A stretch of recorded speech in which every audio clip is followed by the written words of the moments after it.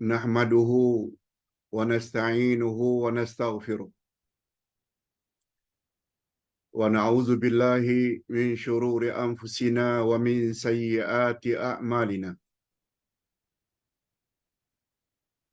من يهده الله فلا مضل له ومن يضلل فلا هادي له أشهد أن لا إله إلا الله وحده لا شريك له وأشهد أن محمدا عبده ورسوله لا نبي بعده اللهم صل وسلم على نبينا محمد وعلى آله وصحبه أجمعين أما بعد.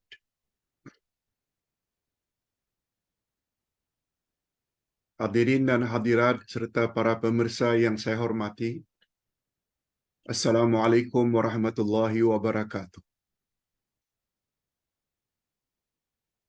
Alhamdulillah, kita bersyukur kehadirat Allah Azza wa Jalla. Berkat taufik dan restunya kita dapat meneruskan lagi pengajian kita pada pagi ini, yaitu sambungan pelajaran 2 minggu yang lalu. Sebab Khamis yang lalu kita cuti, yaitu bahagian kedua dari tajuk masuk neraka karena tidak gunakan akal. Masuk neraka karena tidak pandai menggunakan akal. Kita telah bahas pada pertemuan yang pertama bahwa orang-orang di dalam neraka menyesal karena mereka dilempar dalam api neraka gara-gara tidak menggunakan akal.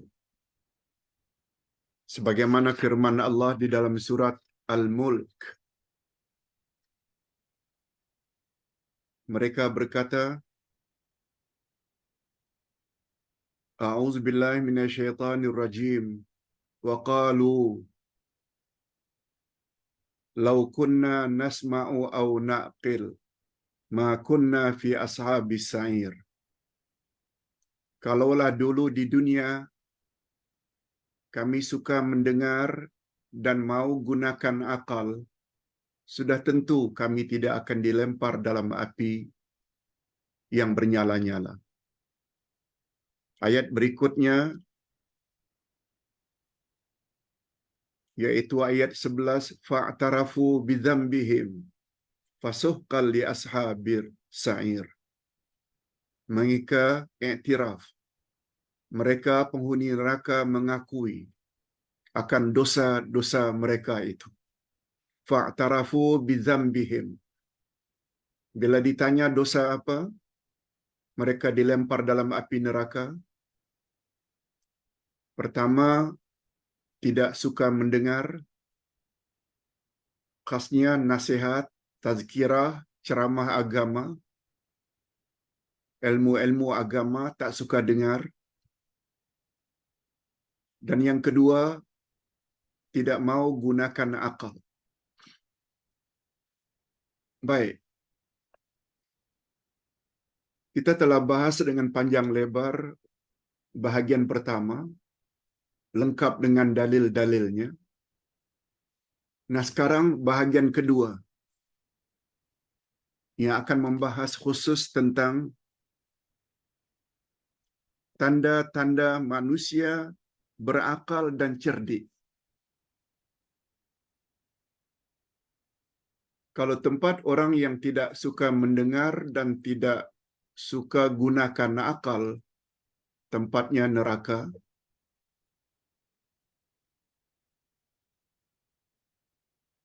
Untuk terhindar dari neraka, kita mestilah jadi orang yang berakal, yang cerdik, yang mau gunakan akal sewajarnya. Kalau para jemaah ikuti kelas Isya semalam, kita juga telah bahas di bawah tajuk siapakah ulil albab? Siapakah ulul albab? Yaitu orang-orang yang cerdik, orang-orang yang bijaksana, orang yang berpendidikan, para intelektual, cendekiawan. Itu makna ulul albab. Dari kata-kata lub, yaitu hati, isi. Orang yang ada isi.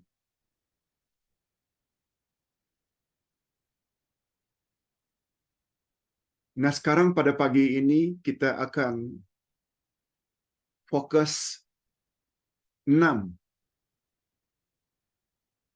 tanda-tanda orang yang bijak. Ada 6 tanda-tanda orang yang berakal.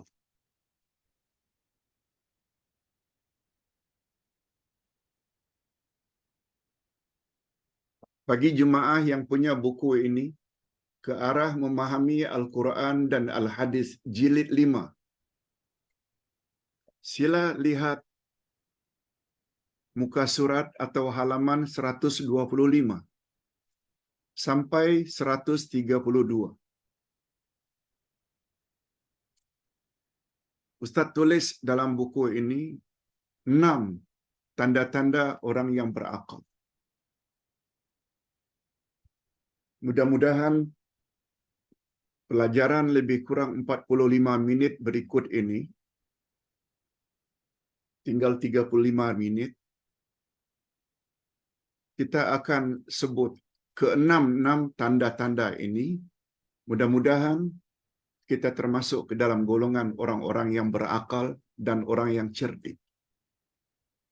Lebih-lebih lagi kita yang sudah lansia, warga emas, lanjut usia, tak lama lagi akan masuk kubur, akan ditanya oleh Munkar wa Nakir di alam barzakh, akan ditimbang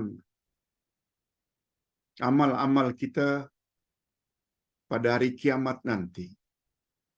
Orang-orang yang cerdik, mereka akan beruntung insya-Allah. Sebab akal adalah pembeza utama antara manusia dengan binatang. Di antara tanda-tanda manusia yang cerdik, sebagaimana yang telah dijelaskan oleh Allah Subhanahu wa taala dalam Al-Quran dan diperkuat lagi oleh Nabi Muhammad sallallahu alaihi wasallam melalui hadis-hadisnya yang sahih. Kita simpulkan ada 6. Yang pertama sekali, orang yang cerdik adalah orang yang takut kepada Allah.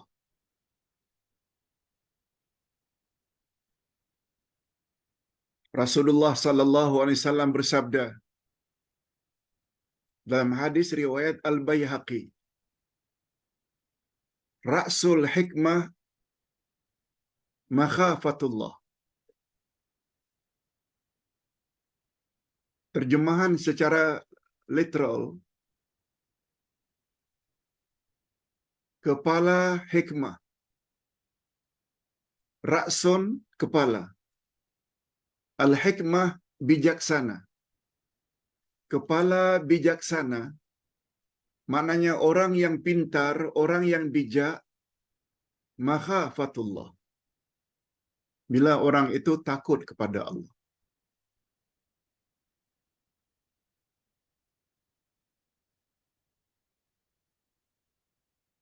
Sebab kesan positif daripada perasaan takut yang mendalam terhadap Allah Azza wa Jalla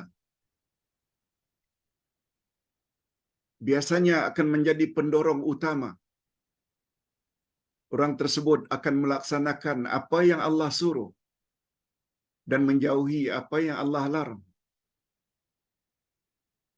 Mesti kesan positif rasa takut kepada Allah, orang tersebut akan patuh dan taat pada Allah. Dengan makna suruhan-suruhan Allah dia akan buat, Larangan-larangan Allah dia akan jauhi.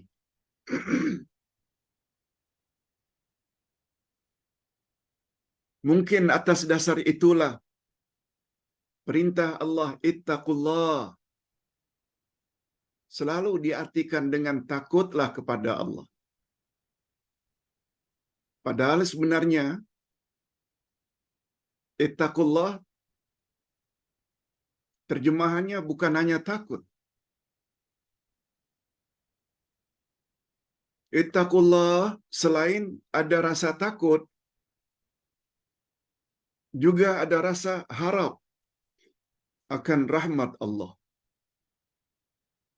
Itu sebabnya definisi takwa, buat suruhan, jauhi larangan.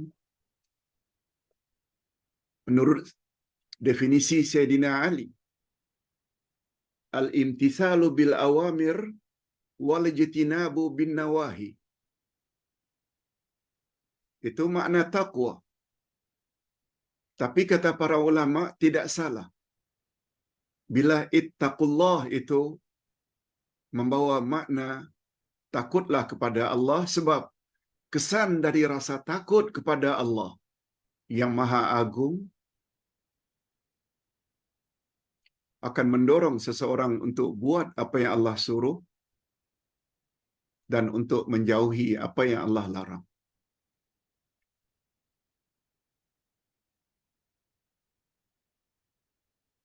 Itu sebabnya persepsi masyarakat, kalau orang ada profesor, kalau orang ada PhD, kalau orang ada master,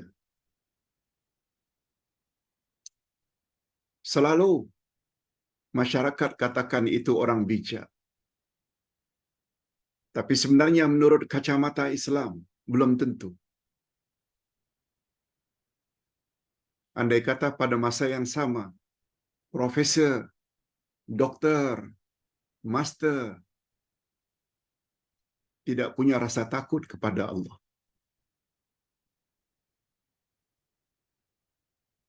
Rasuah dibuat, punya wanita simpanan dibuat, tidak salah, tidak pergi umrah, tidak pergi haji, walaupun keliling dunia sudah sampai. Walaupun dia seorang profesor, walaupun dia seorang doktor, dia belum dikatakan orang yang bijak. Mengapa demikian? Sebab yang dia fikir kejayaannya di dunia saja. Dia tak fikir masa depannya setelah dia mati. Apa yang dia hendak jawab nanti bila ditanya oleh Munkar wa Nakir, man rabbuka? Dalam hidup tak kenal Allah, ma'rifatullah. Wa man nabiyuka? Dalam hidup tidak belajar sirah dan sunnah Nabi. Wa ma dinuka? Macam mana hendak jawab bila selok-belok agama Islam tidak dipelajari? Bijak macam mana namanya? Mudah-mudahan bapa-bapa dan ibu-ibu kita, walaupun tidak begitu tinggi sekolah kita, walau barangkali tak pernah masuk universiti, kita tetap di Allah kategori sebagai orang yang bijak. Bila kita belajar Al-Asma'ul Husna, kita belajar tafsir Al-Quran, kita belajar hadis-hadis Nabi, kita belajar selok-belok agama Islam.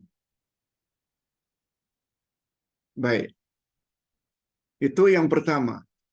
Ciri-ciri mukmin yang bijak,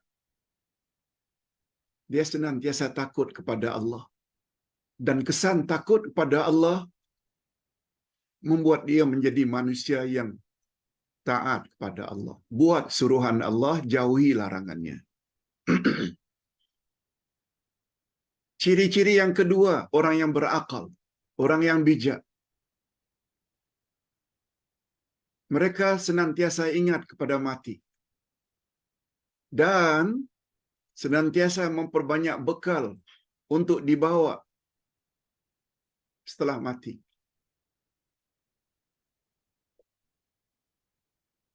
Bila ditanya apa dalilnya, Pak Ustaz? Apa hujahnya? Apa buktinya?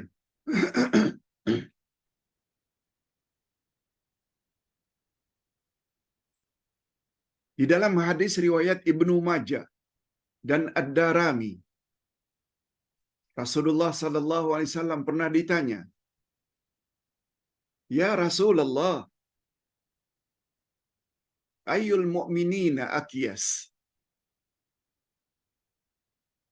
Manusia jenis manakah manusia yang bijak?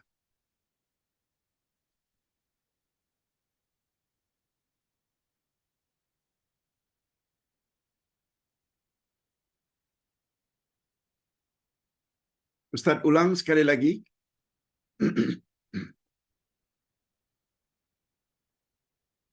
Rasulullah sallallahu alaihi wasallam pernah bertanya kepada para sahabat. Bukan Rasulullah yang tanya kepada sahabat. Maaf, bukan Rasulullah.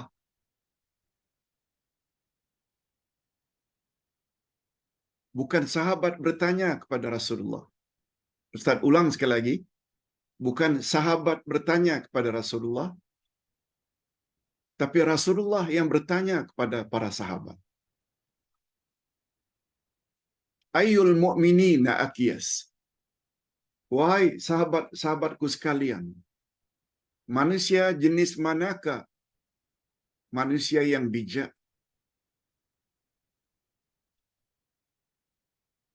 Lalu para sahabat menjawab dengan ikhlas, Allahu wa rasuluhu a'lam. Allah dan Rasulullah yang lebih tahu. Allahu wa rasuluhu a'lam. Pertanyaan yang Tuan ajukan itu, hanya Allah dan Tuanlah yang boleh jawab. Kami tak tahu ya Rasulullah.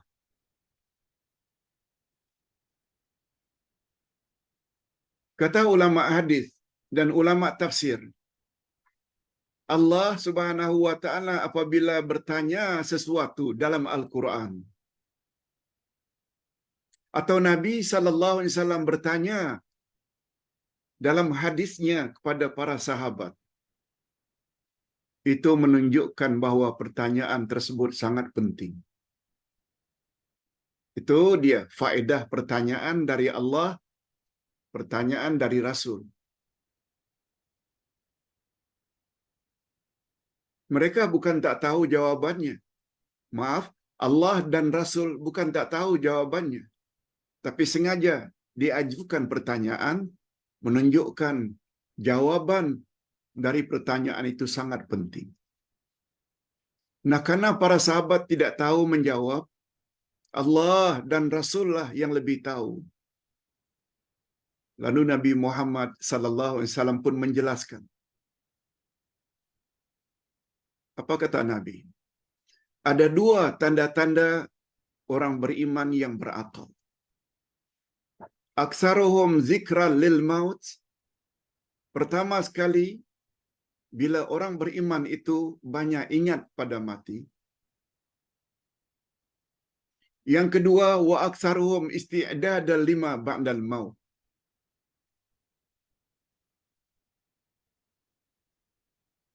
Ciri-ciri yang kedua ialah orang tersebut senantiasa memperbanyak bekal untuk dibawa sesudah dia mati.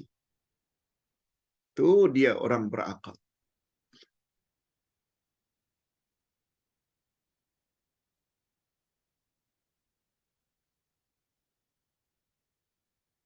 Kalau seseorang yang baru bekerja umur 30 atau 25,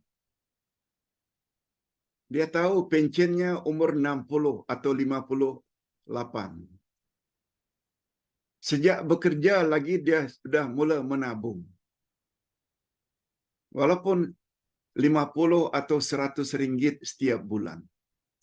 Bila dah pension nanti, dia akan dapat tabungan yang lumayan banyaknya untuk menjamin hidupnya setelah dia pension, setelah dia pensiun. Bijak tak? Bijak. Tapi dalam pandangan Allah, orang tersebut belum lagi bijak. Sebab yang dia fikir hanya supaya dia bahagia, senang hidup setelah pension. Andai kata pada masa yang sama, orang tersebut tidak ingat mati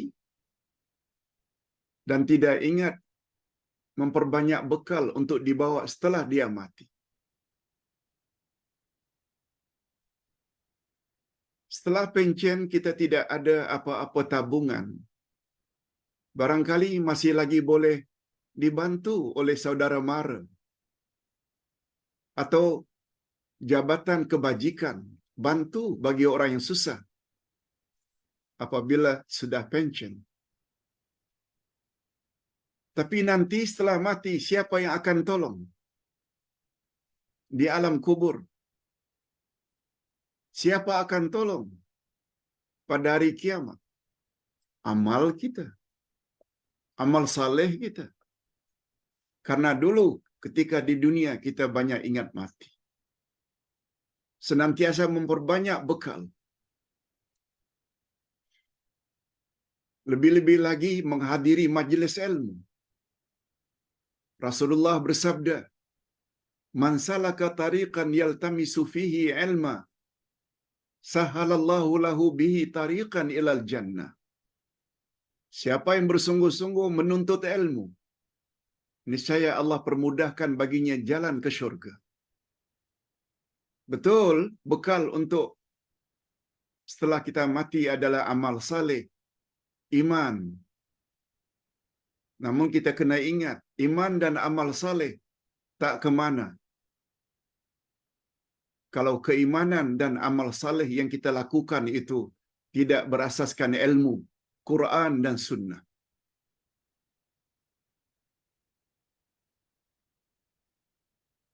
Sudah dua.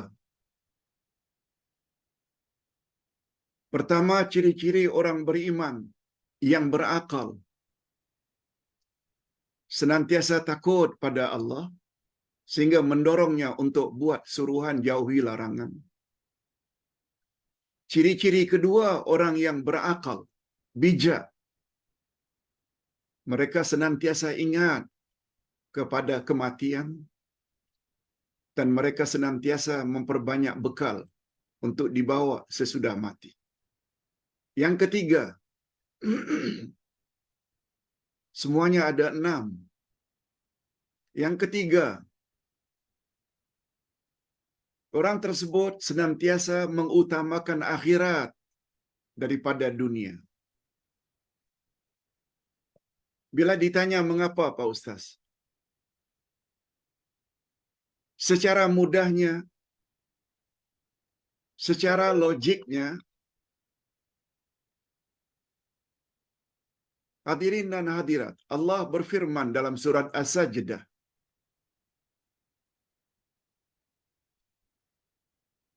A'udzu billahi minasyaitonir rajim. Fi yaumin kana miqdaruhu alf sanatin mimma ta'uddu. Fi yaumin kana miqdaruhu alf sanatin mimma ta'uddu. Satu hari di akhirat sama dengan 1000 tahun menurut perhitunganmu di dunia ini. Bayangkan, kita akan hidup di alam akhirat selama-lamanya. 1000 tahun di dunia ini itu sama dengan satu hari di akhirat. Maknanya, Kalau kita mampu hidup di dunia ini 500 tahun, 500, itu bermakna baru setengah hari akhirat. Kalau kita mampu hidup 250 tahun, itu bermakna baru seperempat hari akhirat. Ini kan pula 70, 60, 70, 80 sakit-sakitan, 90 meninggal dunia. Apa arti 90 tahun? Walaupun digolongkan sebagai orang yang panjang umur, tapi bila kita bandingkan dengan hari akhirat, tak ada makna. Itu sebabnya, kata para ulama, apabila seseorang itu fokus, konsentrasi kepada kesenangan dunia saja, tak banyak fikirkan akhirat, dia tergolong orang yang kurang berakal, kurang waras. Hadirin dan hadirat, khasnya para lansia. Ceramah pagi ini bukan untuk bapak-bapak dan ibu-ibu dan para pemirsa, tapi juga untuk diri ini yang sudah 78 tahun. Sudah banyak warning. Rambut, janggut sudah putih. Mata sudah mula kabur.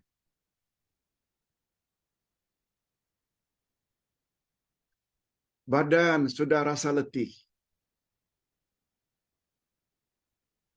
Juga untuk diri ini. Bukan untuk ibu-ibu dan bapa-bapa sekalian saja. Tidak, untuk kita semua.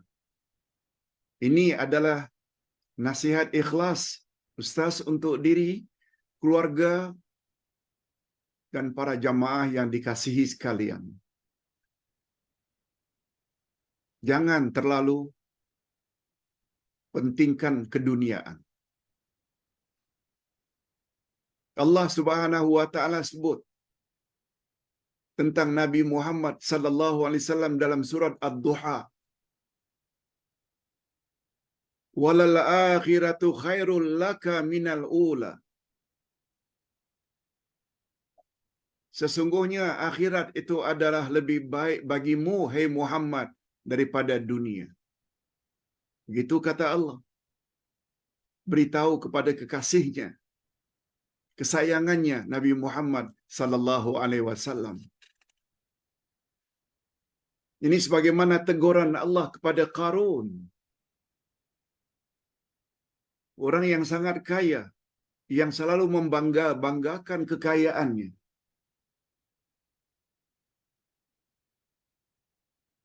Kononnya kekayaannya yang dia perolehi adalah hasil kepintarannya dalam mengurus dagangannya.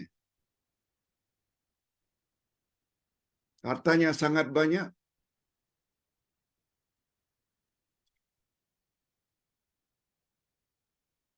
Lalu kepada Qarun Allah tegur dengan firman-Nya di dalam surat Al-Qasas ayat 77. Wabtaghi fima ataka Allahu ad-daral akhirah wa la tansa nasibaka minad dunya.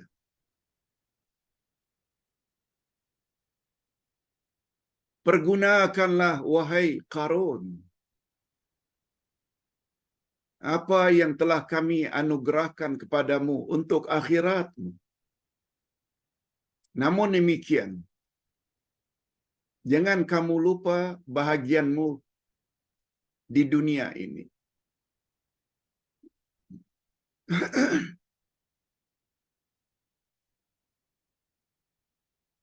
Ustaz masih ingat lagi tahun 60-an dulu ketika sekolah menengah.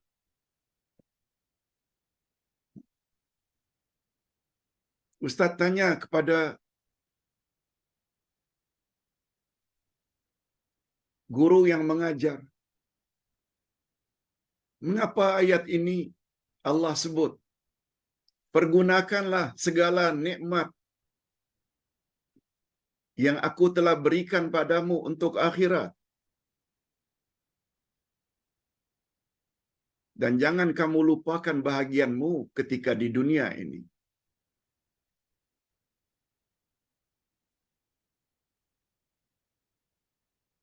Seorang ulama besar zaman itu menjawab, yang namanya Bukhari Jambek,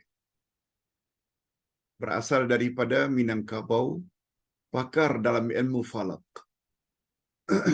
Kata beliau, "Ya Abdullah,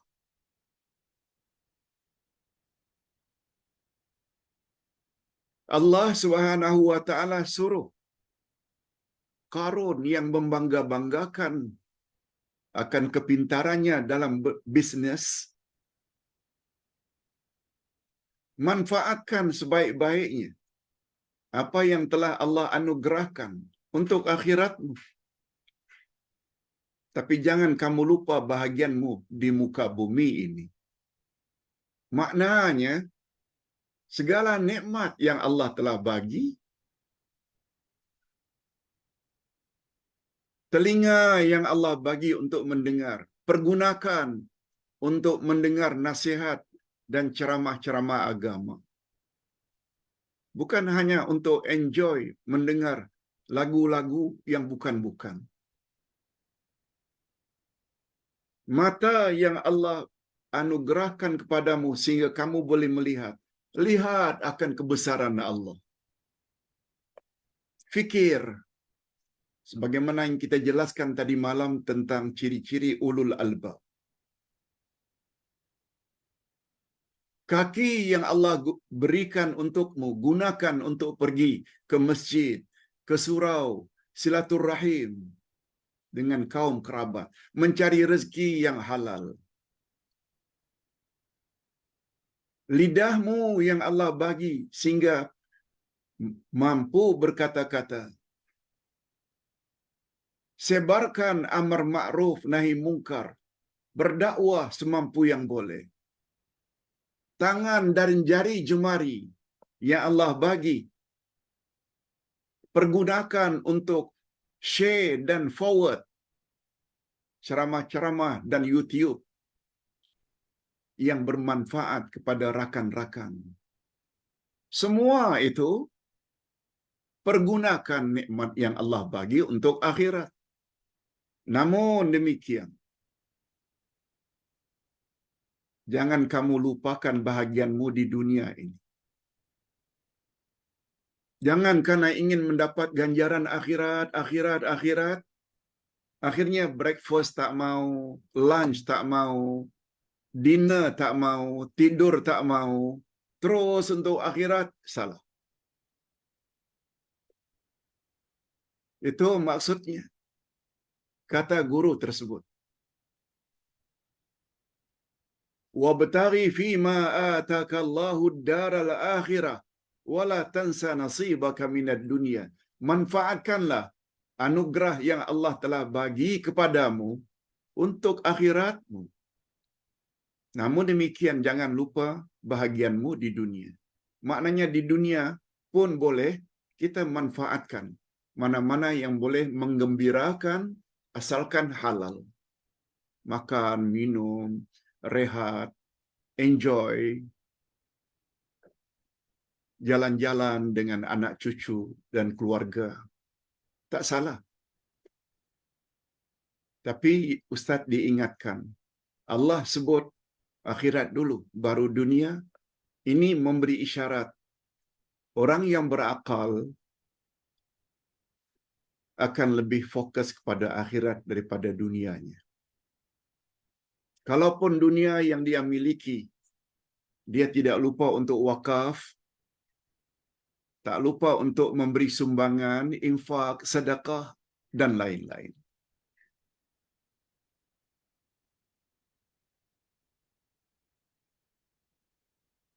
Dah tiga dah. Yang keempat, Orang yang berakal senantiasa mengambil pandangan yang lebih baik. Orang yang berakal, bila dia dengar sesuatu, bukan semua yang dia ikut. Bab ini Ustaz sangat sering sebut, yaitu Az-Zumar 17 dan 18. Allah berfirman, "Fabashshir ibad alladzina yastami'una al-qaul fayattabi'una ahsana. Ulaika alladzina hadahumullah wa ulaika hum ulul albab."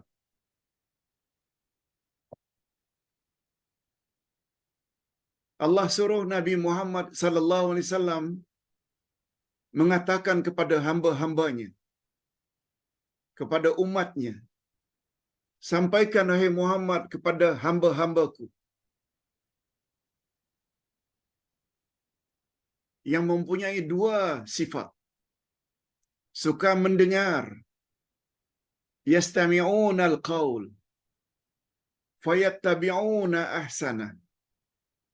Lalu dia ikut mana yang lebih baik. Ada dua sifat orang yang layak mendapat berita gembira daripada Rasulullah sallallahu alaihi wasallam atas arahan Allah. Pertama, banyak mendengar. Sebabnya hadirin dan hadirat serta para pemirsa, kita beruntung dengan adanya PKP ini.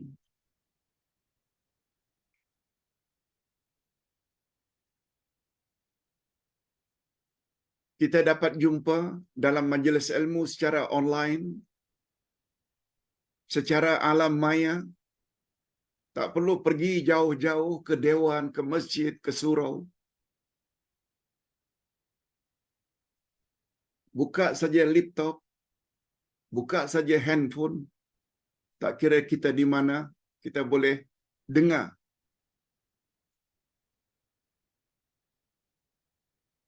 Tapi bukan semua yang kita dengar kita mesti ikut. Fayattabi'una ahsana. Lalu kita kalau ingin mendapat berita gembira, kena ikut mana yang lebih baik. Mana yang lebih baik maknanya mana yang lebih kuat dalil dan hujahnya, argumennya. Bukan berdasarkan siapa yang cakap.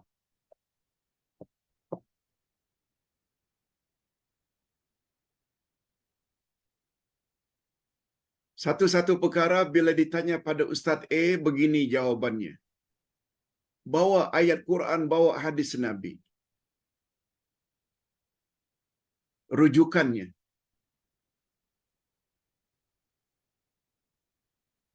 Kepada Ustaz B, bila ditanya perkara yang sama, dia hanya jawab hadis Nabi.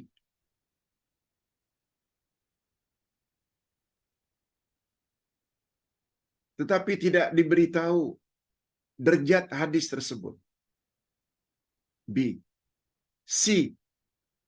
Bila ditanya perkara yang sama, dia jawab dengan akal semata, tanpa membawa ayat Quran, tanpa membawa hadis Nabi. Jawaban Ustaz A yang mengikut sertakan argumen dari Quran dan Sunnah, bila diikut, itu orang yang layak mendapat berita gembira. Sebab dia ikut mana yang lebih baik dari tiga pandangan tadi.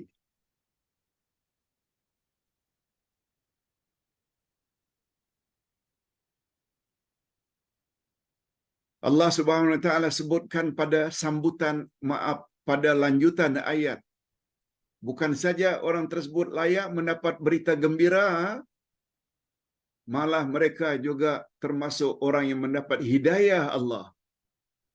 Sebab Allah sebut Ulaikal ladzina hadahumullah.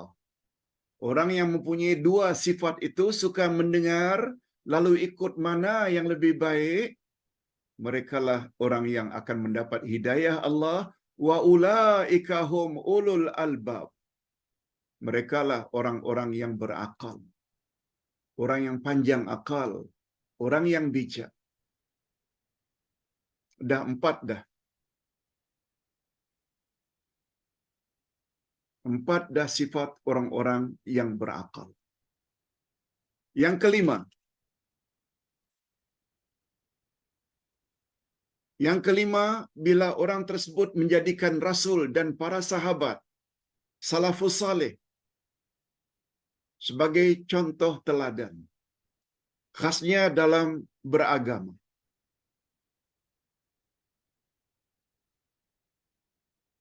Itu sebabnya hadirin dan hadirat, rukun iman yang 6 ini, bila diperkecil ia menjadi 3.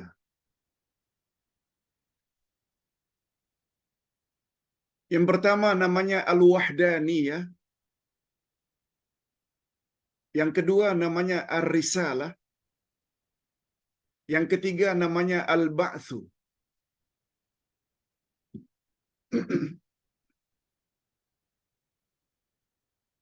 Al-wahdaniyah maknanya kita menyembah hanya kepada Allah yang Maha Esa. Dari kata wahid, tauhid. Tentu saja ini bahagian iman kepada Allah. Yang kedua, ar-risalah, kerasulan. Maknanya iman pada Rasul. Dan yang ketiga, al-ba'tsu. Al-ba'tsu maknanya kebangkitan. Hari akhirat, hari kiamat. Jadi rukun iman yang 6, bila kita perkecil, dia menjadi 3. 3 inilah yang dipanggil dengan tonggak akidah. Tonggak akidah. Kalau 6 itu rukun akidah, rukun iman. Tapi tonggaknya yang paling penting dari 6 itu 3. Sembah Allah yang Maha Esa, iman pada Rasul sebagai utusan Allah, dan al-ba'tsu, kebangkitan. Ustaz ada sebut perkara ini pada Akidah Ahlussunnah wal Jamaah jilid 1.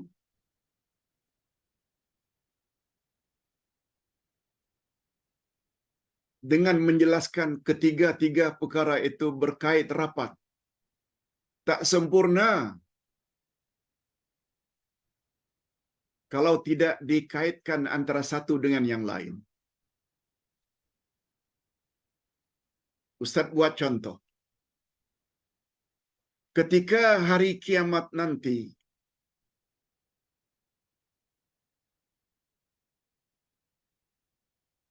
yang paling banyak menolong kita adalah amal kita, aktiviti kita, kegiatan kita ketika hidup di dunia. Apa dia matlamat utama kita dicipta oleh Allah? Untuk beribadat kepada Allah. Yes, ini satu. Macam mana cara beribadat? Jawabnya mesti ikut Rasulullah. Ini ar-risalah. Pertama, beribadatlah ikhlas semata-mata karena Allah. Yang kedua, ibadatmu tidak akan sempurna bila kamu tidak ikut cara Rasulullah. Ar-risalah. Selanjutnya, untuk apa kita beribadat pada Allah dan ikut Rasulullah? Jawabannya, karena dialah yang akan berperanan menolong kita nanti pada hari kiamat. Ini al-ba'tsu.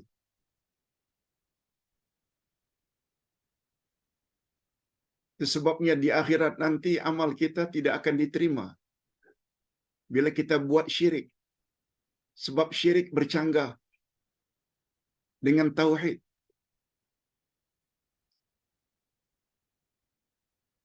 Syarat kedua mesti ikut Rasulullah. Beribadat banyak macam mana pun akan ditolak bila ibadat kita tidak ikut cara Rasulullah.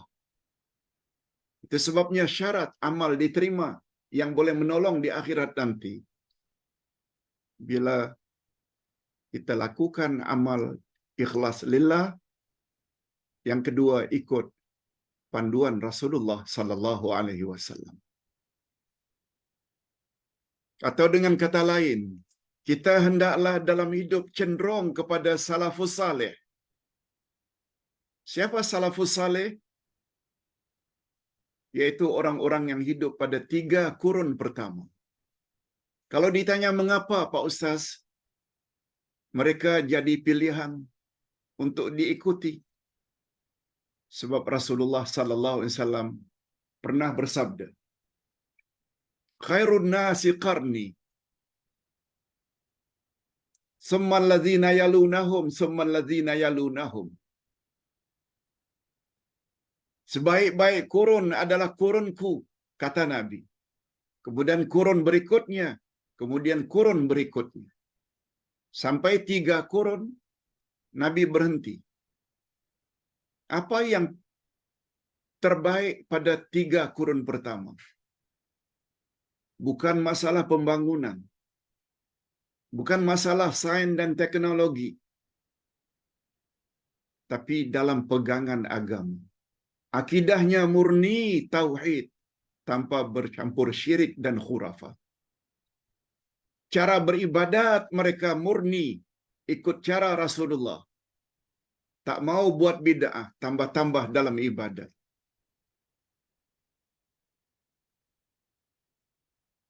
Ini dijelaskan oleh Allah pada ayat yang ke-100 dari surat At-Taubah. Kita selalu baca ayat ini. Lihat muka surat 131. As-sabiqunal awwalun minal muhajirin wal ansar walladzina tabauhum bi ihsan. Orang-orang dahulu dari kalangan muhajirin dan ansar dan orang-orang yang mengikuti muhajirin dan ansar, radhiyallahu anhum wa radu'an. Allah reda pada mereka, mereka pun reda pada Allah. Wa adda lahum jannatin tajri tahtaha al-anhar khalidina fiha. Zalikal fawzul azim. Allah bukan hanya reda pada mereka. Allah sediakan untuk mereka syurga-syurga yang mengalir di bawahnya sungai-sungai. Mereka berada di dalamnya kekal abadi selama-lamanya. Itulah kemenangan yang besar. Allahumma ja'alna minhum. Ya Allah, masukkanlah kami ke dalam golongan ini. Kita termasuk golongan orang-orang yang mengikuti al-muhajirin dan al-ansar. Kita bukan muhajirin. Sebab muhajirin di sana maksudnya orang yang berhijrah dari Mekah ke Madinah. Sahabat Nabi. Al-ansar, orang-orang Madinah yang menolong perjuangan Nabi. Kita bukan muhajirin, kita bukan ansar yang dimaksudkan dalam ayat itu. Tapi kita layak mendapat reda Allah dan masuk syurga apabila kita mengikuti mereka. Marilah kita jadi orang yang bijak. Bukan ikut suka-suka hati. Utamakan salafus saleh. Sebab muhajirin dan ansar itu adalah sahabat. Ini kalau ingin tahu siapa orang yang bijak. Terakhir yang ke-6.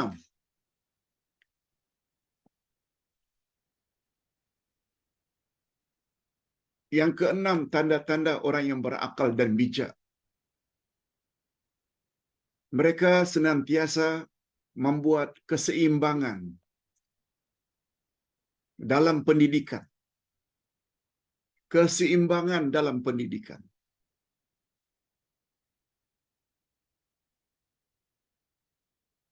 Itu sebabnya andai kata bapa-bapa dan ibu-ibu belajar hanya akademik sahaja untuk kejayaan di dunia,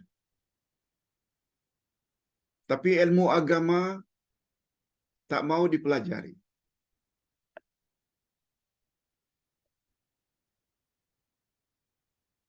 Anak-anak dituitionkan, kelas tambahan, bayar beratus-ratus ringgit setiap bulan agar anak berjaya dalam UPSR, SPM dan lain-lain. Bagus? Bukan tak bagus. Tapi masih lagi tergolong orang yang kurang gunakan akal. Andai kata anak-anak tidak dididik agama, baca Quran tak boleh, rukun iman tak dipelajari, rukun Islam tidak dipelajari, akhlak Islam tidak dipelajari. Apa sebab? Andai kata anak-anak kita gagal di dunia, dia boleh ulang balik ujiannya pada tahun akan datang sehingga lulus. Bila anak-anak tidak dapat menjawab soalan-soalan dalam exam. Tapi apabila anak-anak kita gagal menjawab pertanyaan mukar wa nakir, man rabbuka? Macam mana tak jawab bila tak kenal Allah? Tak kenal Al-Quran. Wa man nabiyuka? Macam mana tak jawab bila tak kenal Nabi? Wa ma dinuka? Macam mana tak jawab bila selok belok agama tidak dipelajari? Bila fail, gagal menjawab, bukan boleh ulang balik, hidup balik ke dunia. Kena belasah. Tak sayang ke diri? Tak sayang ke anak cucu? Fokus akademik. Bukan, Ustaz bukan orang yang anti dengan akademik. Bukan. Keseimbangan. Dunia akhirat. Rabbana atina fid dunya hasanah wa fil akhirati hasanah wa qina azabannar.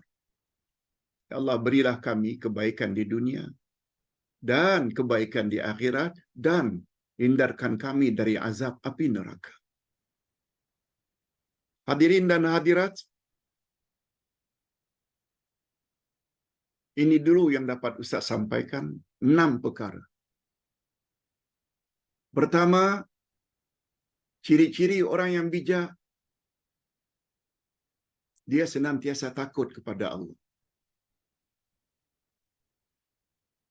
Yang kedua, ciri-ciri orang yang bijak, dia ingat banyak kepada kematian dan senantiasa memperbanyak bekal untuk hari akhirat. Yang ketiga, dia akan jadi orang yang senantiasa mengutamakan akhirat daripada dunia saja. Yang keempat, dia akan senantiasa mengambil pandangan yang lebih baik, maknanya pandangan yang lebih kuat dalilnya atau hujahnya. Yang kelima, dia akan senantiasa jadikan Rasul sebagai qudwah, role model, contoh teladan, dan para sahabat salafus saleh. Yang keenam, dia senantiasa membuat keseimbangan antara pendidikan dunia dengan pendidikan akhirat. Ingat selalu, manusia dicipta oleh Allah untuk hidup kekal abadi. Hanya saja mereka mesti berpindah dari satu alam ke alam berikutnya. Kita selalu ulang perkara ini.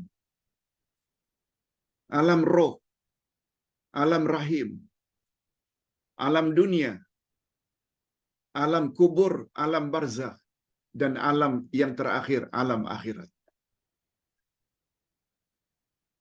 Mudah-mudahan Ustaz diberi oleh Allah taufik untuk memenuhi keenam-enam sifat tadi. Begitu juga harapan Ustaz kepada para jemaah yang disayangi sekalian. Mari kita usahakan untuk memiliki keenam-enam sifat ini agar kita kelak di akhirat sama-sama berada di dalam syurga yang sama.